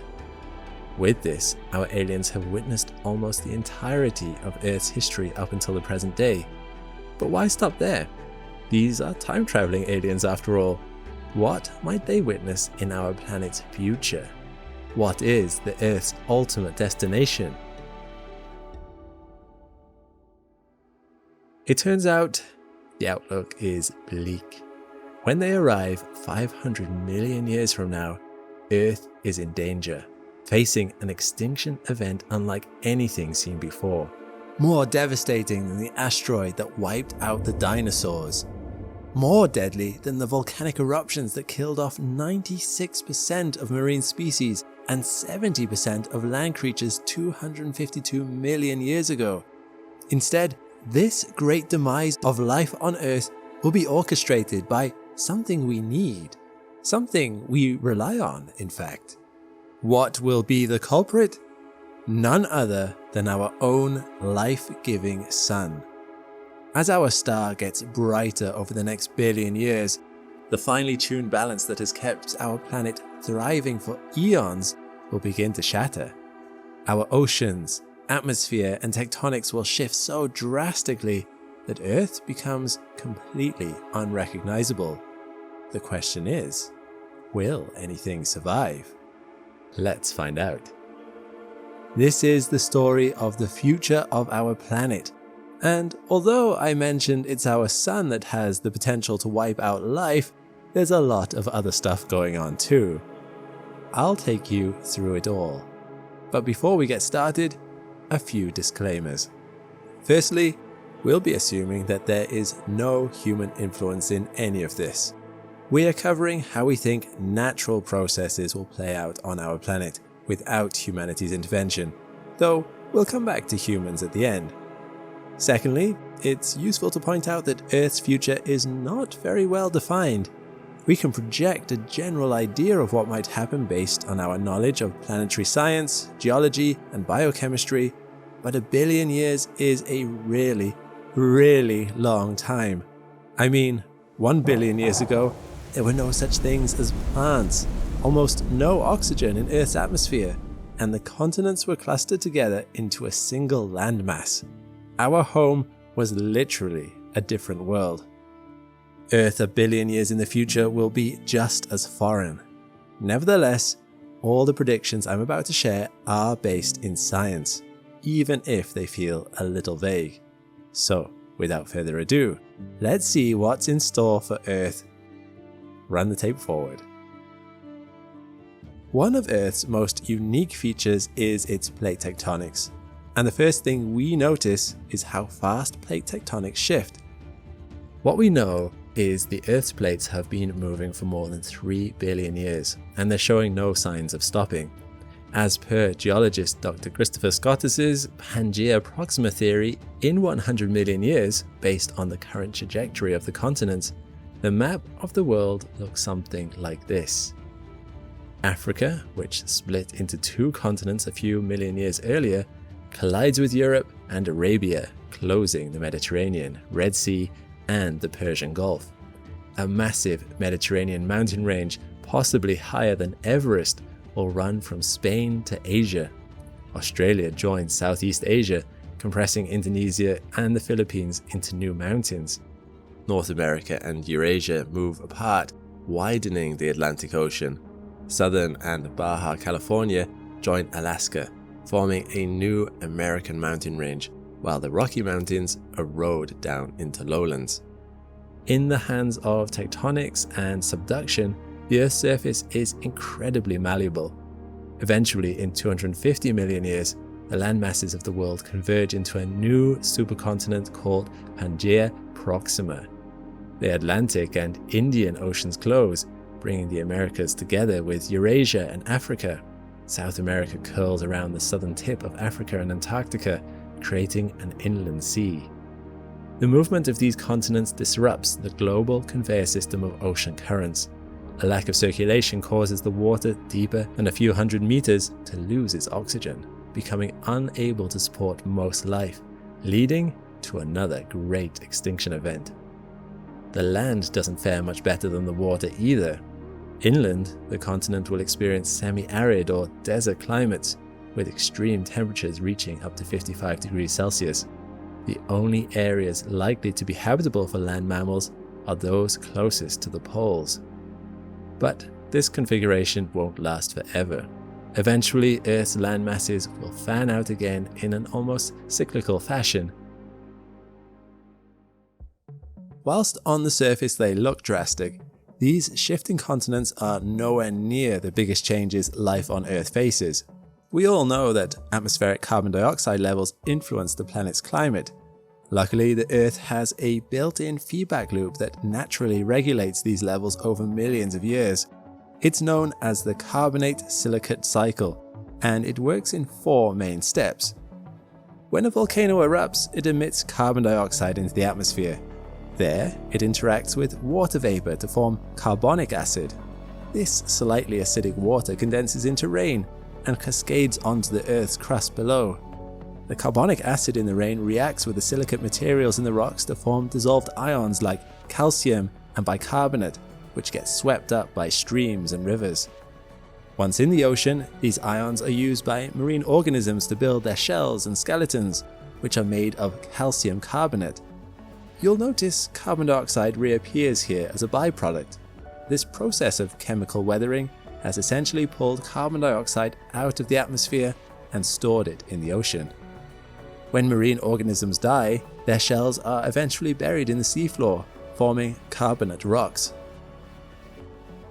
Over millions of years, the oceanic crust, carrying these carbonate rocks, is subducted into the mantle, ready to be released via volcanic outgassing, and the cycle starts again.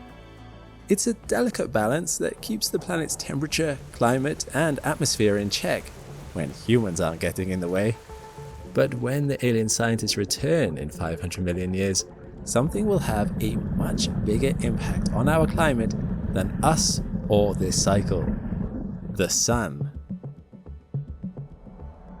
Small, subtle changes our star has been going through all this time finally become apparent, and its effects are felt on Earth like never before. As a main sequence star, our sun is constantly fusing hydrogen into helium in its core. Since helium is heavier than hydrogen, over millions of years the sun's core is becoming denser and more contracted. Because of this, the outer layers of the sun move closer to the center too, and in the process, gravitational potential energy is released as heat and light. This increases the pressure and temperature of the core, which in turn accelerates the rate of fusion. The result is that the Sun increases its energy output and in turn its brightness as it ages. This has consequences. As the Sun gets hotter and brighter, it's also getting wider because of the extra energy being produced in the core. The Sun is stuck in the middle of a game of tug-of-war between two forces, this outward pushing force generated by nuclear fusion and the inward pull of the star's own gravity. On the whole, this system looks stable, but zoom out to a timescale of billions of years and you can see that it isn't. As more and more hydrogen is used up, the Sun's core slowly starts collapsing, while the outer layers grow larger. Right now, the Sun is getting over 1% brighter every 100 million years. So, in 500 million years, the Sun will be about 5% brighter than today. This extra energy warms Earth, speeds up reaction rates, and causes oceans to evaporate, which we'll come back to. This increase in reaction rates accelerates chemical weathering, pulling carbon dioxide out of the atmosphere faster than volcanic outgassing can replace it. Atmospheric carbon dioxide plummets. This is the start of the plant apocalypse that our aliens will have to witness. Think of plants like tiny factories. Using photosynthesis, they turn carbon dioxide into sugar, which they use to grow and build new things. But they also need to burn some of that sugar for energy to keep everything running smoothly, a process known as respiration. When the amount of carbon dioxide gained from photosynthesis is equal to the carbon dioxide lost from respiration, the plant is at its compensation point. It is breaking even energetically. To grow big and healthy, the plant must make more sugar than it burns. If it doesn't, the plant eventually dies. Photosynthesis comes in two main forms, C3 and C4. Most plants, including trees, grasses, root vegetables, cotton, and staple grains like wheat, rice, and oats, are C3 plants. They need relatively high levels of carbon dioxide because their system isn't very efficient. According to a 2019 study from the International Journal of Astrobiology, within about 500 million years, the concentration of carbon dioxide will fall below 150 parts per million, lower than the critical threshold needed to sustain C3 photosynthesis. But this extinction event is a slow burn. Plant groups die off one by one, well before the 150 parts per million level is reached. However, it won't kill them all.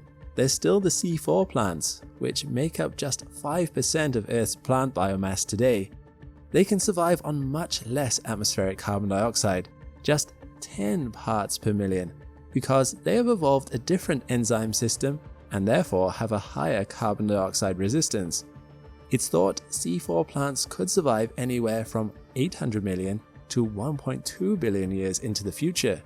But even with this brilliant ruse up their sleeves, they can't outlive the brightening sun. Our aliens jump forward in time. In 1 billion years, the sun is just over halfway through its main sequence lifetime.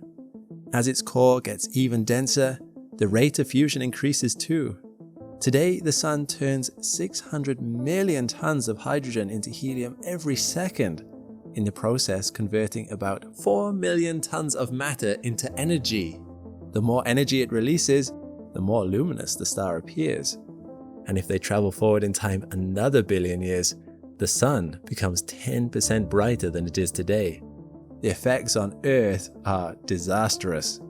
Models vary wildly, but some believe the surface temperature could skyrocket to a sweltering 50 degrees Celsius or more than triple the 20th century average. This transforms the planet into a near uninhabitable world. Oceans evaporate faster than rainfall can replace them. Vast regions turn into deserts reaching over 70 degrees Celsius in the daytime. Without photosynthesis, oxygen levels in the atmosphere fall to about 1% of what they are today. This would be devastating for complex life that relies on it to breathe. but it's more likely they'd starve to death before this became an issue for them.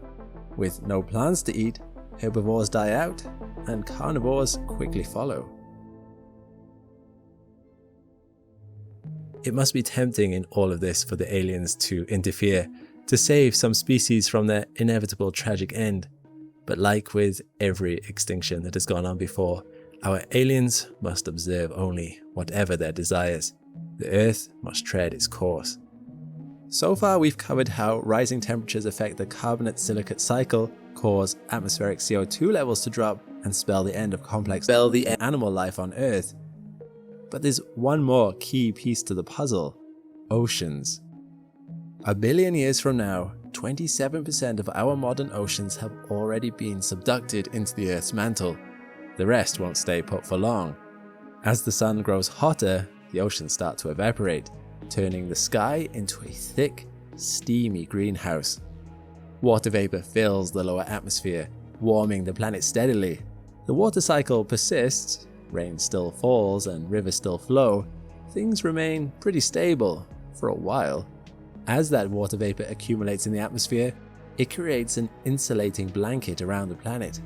Temperatures continue to rise, eventually triggering a runaway greenhouse effect, increasing the Earth's temperature uncontrollably. The only other planet where we've seen anything like this is Venus. Today it's completely uninhabitable at around 460 degrees Celsius, with pressures similar to being 900 meters under the ocean. When we gaze over at the goddess of love, are we seeing our own future? Depending on the pace of this evaporation, Earth is doomed to lose its oceans within 1 to 1.5 billion years. Yet Earth won't be entirely dry, at least not right away. Deep down, below the crust, huge amounts of water, perhaps several times the amount in Earth's modern-day oceans, are still locked away. Over time, some of that water seeps back to the surface through geological activity, but it won't be enough to bring back the seas.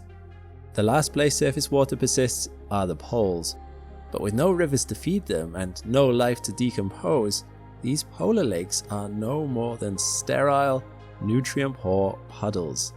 Eventually, even these evaporate too. Earth transforms into a barren, desert world. Massive dune fields stretch across the equator, and salt flats mark the old ocean floors, similar to the Atacama Desert in Chile. Without surface water, the Earth's crust dries out. Without lubrication, subduction can no longer take place. Tectonic activity grinds to a halt, freezing Earth's plates in place. In the absence of that geological action, our planet slowly begins accumulating impact craters and shield volcanoes over mantle hotspots. Over millions of years, these volcanoes release trapped carbon dioxide from the mantle into the atmosphere. The planet gets even hotter, a dry, suffocating world wrapped in a thick blanket of carbon dioxide and water vapor. The only remaining hideouts are tucked away in underground ice caves or in high elevation mountains, where the final smatterings of water could remain. Here, protected from the searing surface, we find Earth's last living creatures, salt-loving microbes capable of enduring brutal heat and dehydration. Some might even drift high into the atmosphere, surviving in cooler layers above the scorched ground, much like what scientists speculate could be possible on Venus, which potentially has a habitable zone 51 to 62 kilometers above its surface. 150 million kilometers away, the sun continues to brighten and intensify. 2.8 billion years from now, it is 28% brighter than today, pushing surface temperatures to around 190 degrees Celsius, even at the poles on Earth. They put up a good fight, but then the last of the microbes perish, and with them, all signs of life disappear. If our team of advanced alien scientists flew past Earth 3 billion years from now, they wouldn't detect a single biosignature. They'd have no idea that our world once teemed with the buzz of lush rainforests, rushing rivers and waterfalls, and a chattering human civilization. They'd see a barren world, a stagnant rock, waiting for the inevitable. In roughly 6 billion years, we approach the end of not just the Earth, but our entire solar system, as our sun begins dying too. As it uses up the last of its hydrogen stores, fusion in the core stops. That outward pressure generated by the reaction disappears, so there's nothing to counter the core's gravity, and it starts collapsing. As the sun's core contracts and heats, hydrogen fusion ignites in a shell around it, driving rapid expansion and a surge in brightness. Within another billion years, the sun's luminosity exceeds 1,000 times what it is today, as it swells from a subgiant into a red giant. Red giants cool and shed vast amounts of mass through dense stellar winds, material that could one day seed new stars and planets. As the sun loses about half its mass, its weakened gravity lets the outer planets drift outward, roughly doubling their orbits. Earth's orbit expands to about 1.5 astronomical units, but tidal forces eventually pull it inward again. At the red giant's peak, in about 7.6 billion years, the sun's radius reaches 1.19 astronomical units, 256 times what it is now, and engulfs the Earth, consuming our planet entirely.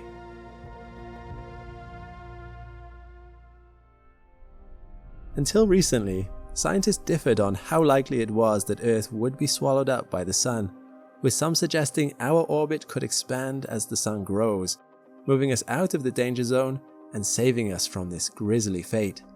But a new study using data from NASA's Transiting Exoplanet Survey satellite shows planets are being destroyed all over the galaxy, and it doesn't look good for Earth.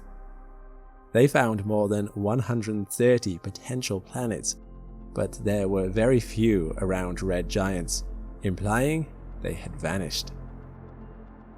It seems stars swallow their inner planets far more often than we had previously thought. Lead author, Dr. Edward Bryant, stated that we expected to see this effect, but we were still surprised by just how efficient these stars seem to be at engulfing their close planets. So, with Earth and the other inner rocky worlds of our solar system gone, the sun sheds its outer layers, leaving behind its hot, dense core.